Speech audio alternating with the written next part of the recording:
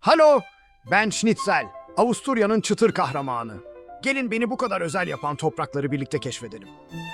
Schönbrunn Sarayı, Viyana'nın en görkemli adreslerinden biri. Eskiden burada imparatorlar yürürmüş. Şimdi ise turistler selfie çekiyor. Vay be zaman ne çabuk geçiyor. Belvedere Sarayı, sanatın kalbinde atan bir müze adeta.